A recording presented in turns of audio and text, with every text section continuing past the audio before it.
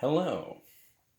First things first, let me just show you this.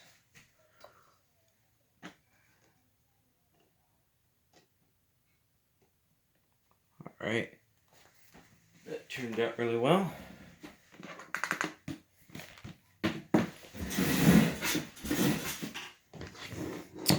Yeah. Now, in this series, which this video introduces, I'm going to show you how to make big cube patterns.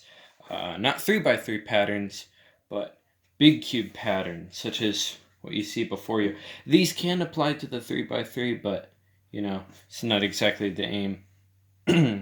Now, I do not take them apart and put them back together to form these patterns, nor do I pretend it's scrambled and resolve them into these patterns, although I will admit that those do sound like fun things to try sometime. That is not what this video is about. I use a variety of techniques and methods that can be used to make these patterns. The list of algorithms I just showed you has a lot of those techniques or algorithms that I use. If you didn't get a picture of them, don't worry. They are at the beginning of this video. If you don't know what Rubik's Cube algorithms are, they have nothing to do with math. Go watch a video on it. If you don't like Rubik's Cube algorithms, don't worry. It's not speed solving. You can just whip your phone or notebook out and do it as you read it. In fact, I'd say that it's actually a bad thing to remember these algorithms in your muscle memory, because big cubes like these are the kryptonite to muscle memory. So if you want to memorize these, you may want to do it on a cube, any cube, that doesn't do well with algorithms like big cubes. Now, as for these techniques, they're not too difficult. That's what the list of algorithms are for. It's just that there are a lot of them. So you have a lot of options and opportunities here, but I like to stick to about 8 patterns. Now, this is the first one, which is a symmetrical order of 4 opposite colored pattern. Really quickly, I just want to say that this symmetrical order of 4 expression is really annoying, especially since I use it so much. So from here on, I'm going to refer to it as 4-way symmetrical, because it sounds so much better. But for yourself, feel free to call it literally anything. I don't care. Now, I should just touch on real quick this symmetrical order of 4, or 4-way symmetrical. If you rotate it 4 times, it all looks the same. And then again, it's also made from its opposite color, or inverted, as I like to call it. Now let me just solve this here for you real quick.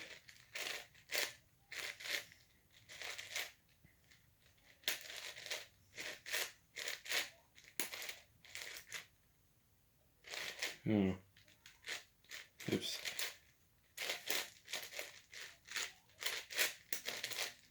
Alright, there we go. Got it. So, how I do it is there's 3 steps. I'm going to show you how to do it, how to explore the patterns. If you have a pattern in mind, I'll get into that later. But yeah, let's exploring opposite colored patterns. Let's do that first. So, the method I use here is start off. See here, let me just say this first. Yeah, so the first step is to invert a pattern, make a pattern in the center area here. So to show you how that's done, let's try and invert all 4 of these corner pieces to this center area. So move one across, and you see that gets these two. And then we move over these two because it both hits these and it intersects. Please notice that. So it is kind of like coordinates there. Intersecting there, and then I undo that, and this, and there it is inverted. And I just used the outer layer. You can also do the inner layer, so I'm going to try this. Actually, I should also mention that you don't have to start like this, by the way. You could also start like this, and then move this over as well. And then I'm going to undo these, and then undoing this, and there you have it.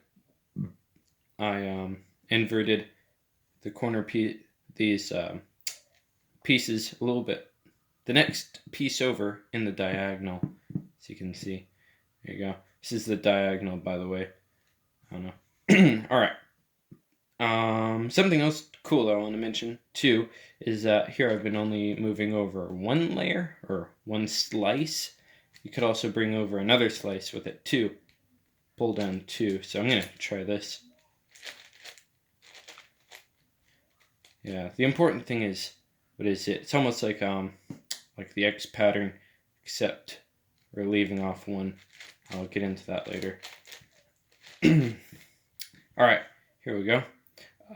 Usually it would give you like a solid block, but because these were already inverted, it kind of fixed it.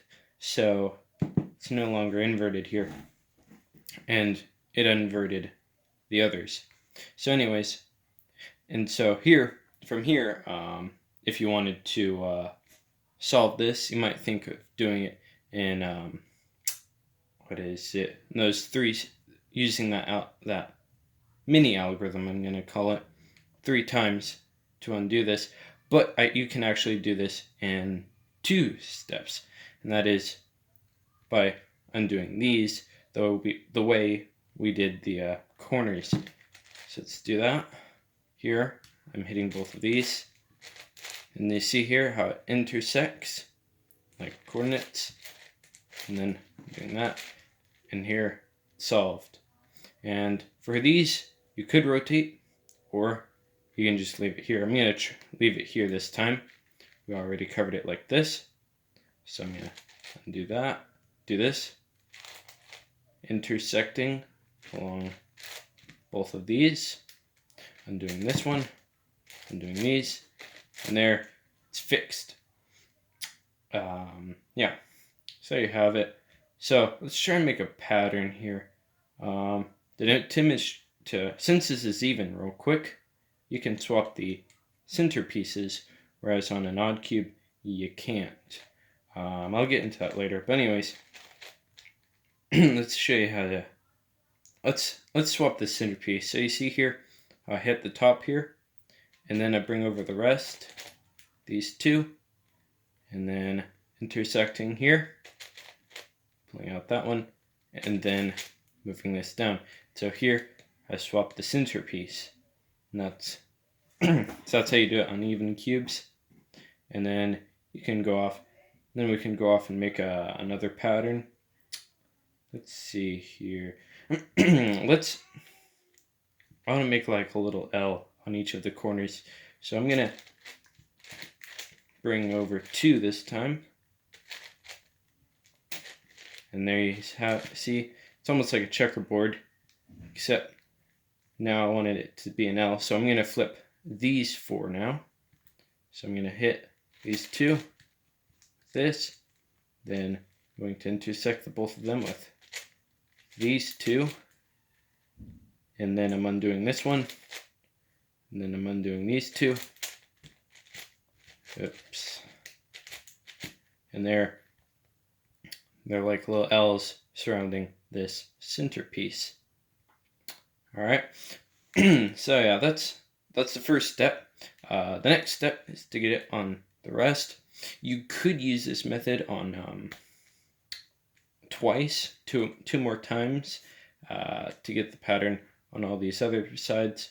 Oh yeah, real quick, it's also the same on the other side, by the way. since they're made from opposite colors. Anyway, so let's do the rest. And now instead of using this technique, I can do all of this in one step.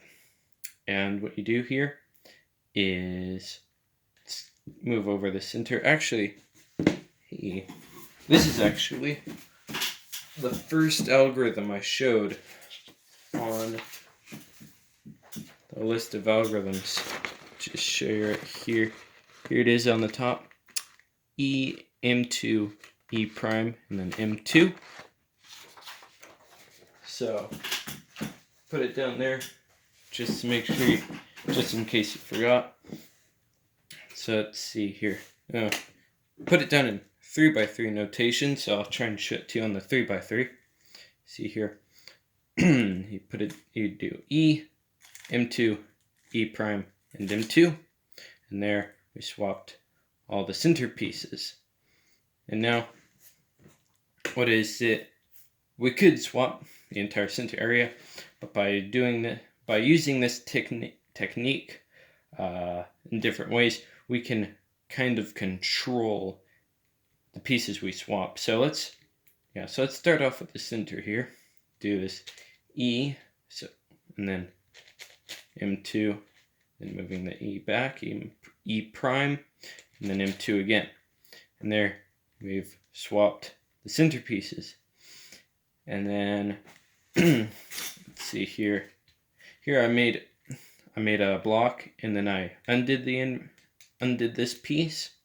But this time I think I'm going to just try and do these 4, I guess you can put it, the top of these, or top and bottom. So let's see here. I'm going to move these over.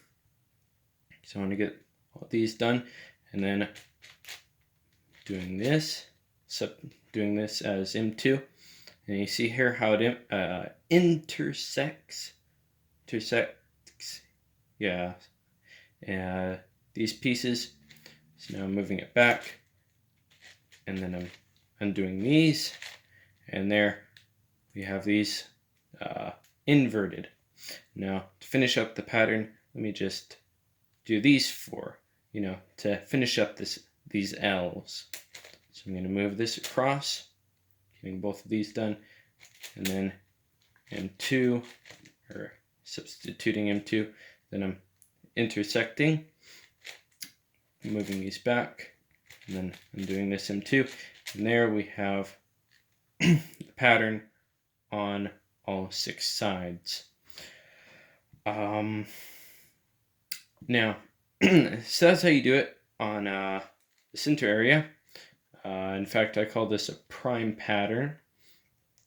But now, if you notice, the pattern also had, the edges inverted. And to show you real quick how it's done, you're probably familiar with the X pattern here, or opposite colored checkerboard pattern. And how you do this is you just move each slice twice, and it's solved. Yeah. So anyways, we use this kind of method here too. So let's see here. I'll move this one over. I'll just do the rest. And here you have the pattern. And not only you don't even just have to do this only, you can also do a little bit more. Like here, I'm going to try and do these twice, and then do it on all the sides. So here, and each time you get a different pattern. And so, yeah, so there you have it. It's, real quick. Yeah, that's how you look for patterns like that. You make a prime pattern, as I called it, and then you just swap all these around to see what you get. Well, it's kind of interesting. Anyway, what is it? But if you want to look for something specific, you can kind of do this in reverse, I guess you can put it. So here I said you start off with making a pattern in the center. Instead, you do it by making the edges, doing the edges according to what you want, what's in your pattern that you want. And then after that, you can then you can change the center pieces from here. So like, what if we wanted to make a pattern like this, except with an orange little square? So I can do that here. So I'm moving this across. It's intercepting this, and then this, moving this across to intercept. Then undoing that, and then this, and here I switch these two. I'm rotating it over so we can do these. So I'm moving this across, moving these down, intercepting here, and doing this, and doing that, and here we have it. It's a little square in the middle of our pattern. And of course, if we undo it, it also changes the prime pattern a bit. So yeah, I hope you enjoyed that. Get some patterns out of it. In fact, when I'm planning on making some more advanced patterns like these and the 3-colored patterns, I do actually look to the patterns that I found with opposite colored patterns, because these are just so easy and yeah, really easy, and you can really get a bunch of patterns out of one pattern, really. Yeah, and now real quick, I just wanted to show you something else really cool I noted is that along the equator, what is it? You see here how I flip these two without flipping turning twice these slices, So here it's like it makes a different type of pattern. It's not 4-way symmetrical. In fact, it's reflective symmetrical either way you look at it, except for diagonally, of course. And so yeah, I found that really cool. You can have some fun playing with this. Try and do this, change up the pattern a bit. And of course you can also try and change it up a bit by doing moves like this. Try this. I haven't actually played with this pattern much, so I'm just having fun right here. That looks neat, doesn't it? I don't know. Something really cool about it is you actually kind of get 2 patterns out of it, both the red and the orange, So yeah, anyways, I love this pattern. Again, it's one of my favorites because it's so easy. And yeah, but real quick, before I leave it, I just wanted to note something else I noticed about this oblique pattern is what I call it. It's because it's not exactly 4-way symmetrical. I call it oblique. So anyways, so this is how 4-way symmetrical patterns look like. If you were to, how was I going to put this? If you were going to make a 4-way symmetrical pattern, all of these pieces, all the red pieces, would be affected by the yellow pieces, but the yellow pieces never affect each other.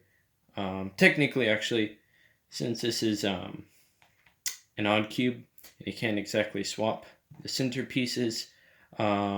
This center piece and this corner do kind of affect each other.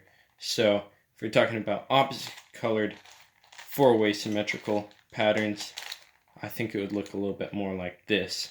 But for even cubes, you can swap the center, so it looks a little bit more like that. But anyways, that's how 4-way symmetrical patterns look. Whereas with these oblique patterns, what is it? Instead of just taking like half of a quarter of the cube, you actually take like a little over a quarter of the cube here. So this whole chunk would be yellow here, if I was discussing the oblique patterns. So, I don't know. I'm actually going to get into that a little bit later, so you don't have to worry about that right now. So yeah, anyways, that is the opposite colored patterns that I wanted to discuss in this video. It's one of my favorite patterns, and it's a great place, because it's so easy, it's a great place to start at. The one thing I don't like about it is that the two colors it's made from is kind of blends together a little bit much, because, you know, opposite colors kind of look alike. So in turn, they look, they blend together, as you probably have seen from the white and yellow here. Especially on this cube, you know, the white and yellow are almost invisible, you know. So yeah, especially on the camera. But that's where the next pattern, that's where the next patterns come in, which are made with different techniques. The pattern I will be featuring in my next video is a 4-way symmetrical 3-colored pattern. It looks a lot better because it's made from these 3 colors that revolve around a corner, which I call a key corner. In this case, this is the key corner. You also get the same pattern on the other side, which also has its own key corner. These are a key corner pair, by the way, because they're polar opposites. But I'll talk about that later. Now here I've been showing you 4-way symmetrical patterns, but there's also what I call reflective symmetrical patterns. Now I apologize that the only cube I have to show you this is a 4x4, but I hope it's enough to show the general concept, that being, instead of the pattern being based off of a mere quarter of the cube, as I showed on my 5x5, it's based off of a little over half the cube. So, or half the side, I mean. So you have a lot more pieces to play with than you would with the 4-way symmetrical patterns. After that, I'll be showing you something really amazing, a different pattern for each key corner. 2 patterns on 1 cube. I really like these patterns because you have even more pieces to play with, except it does require some coordination and planning because, well, as an example, if I was to bring a piece from the other sides onto the pattern with these 3 sides, I obviously can't leave the other 3 sides solved because I'm only given a certain amount of pieces with each color on them. So if I was going to send a blue piece, here's blue. If I was going to send a blue piece to the other sides of the cube, the blue side obviously can't be solved, you know. So like if I was going to make a pattern here and try and leave the other side solved, you know, I have to kind of only make it out of these 3 colors and without bringing pieces over. So anyway, after that I'm going to discuss a reflective opposite colored pattern, much like this one. Sadly though, they're a pain and very tedious, unlike the 4-way symmetrical opposite colored pattern. And that's because it's done by transferring all the right pieces onto each side and then rearranging them all onto each of those 6, each of those 6 sides. But I'll get into that later. Then there's the 6-colored patterns, which is done by looks much like the 3-colored patterns. And what is it? It's pretty easy, especially when it's 4-way symmetrical. but it sadly can look a little bit scrambled sometimes with all the different colors, and it's also annoying when it requires us to make a reflective opposite colored pattern. But again, I'll explain this in better detail later. Now, I hope you haven't gotten tired of my patterns yet, but on a happier note, the next two are much more original. These can be turned into reflective symmetrical patterns, but because of how new I am to these patterns, I'm only going to show you them as four-way symmetrical. The first of these is what I call a flipped pattern.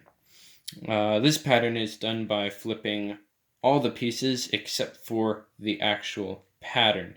As for the ones along the diagonal, like the green here, what is it? Because you can't exactly flip them, I just inverted them.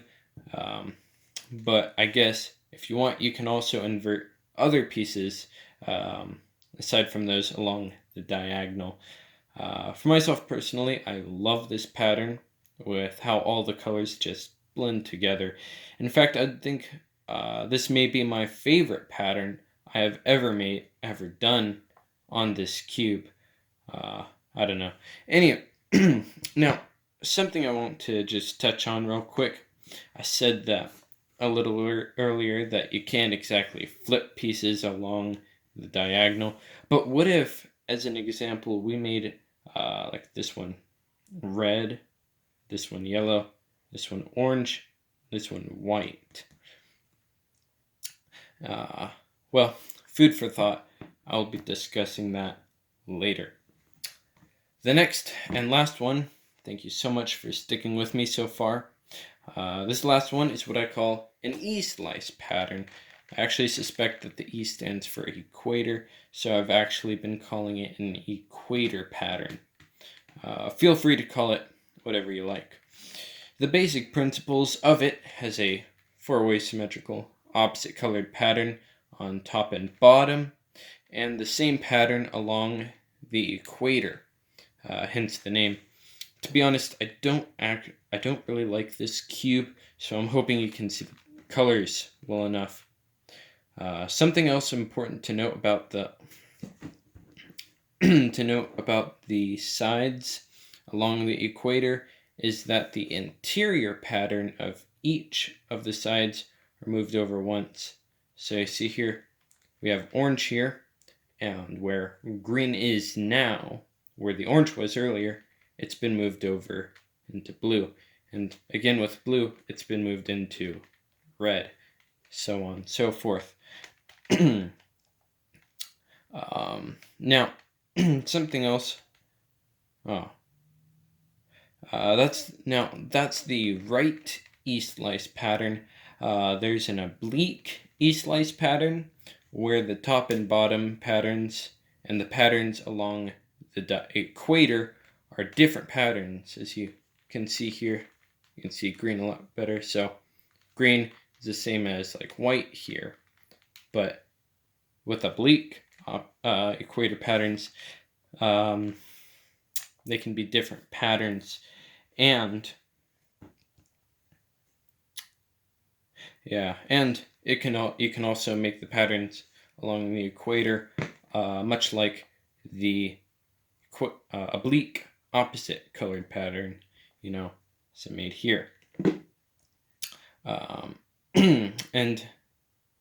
And also they can even have patterns made from all the four colors along the equator, So I'm looking forward to getting into that later.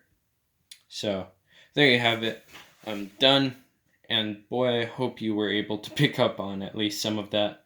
But don't worry too much about that because it's all going to be explained again later. But if this video has inspired you to go and buy a big cube for these patterns real quick, I would go for myself personally, I would go for the even numbered ones. They don't have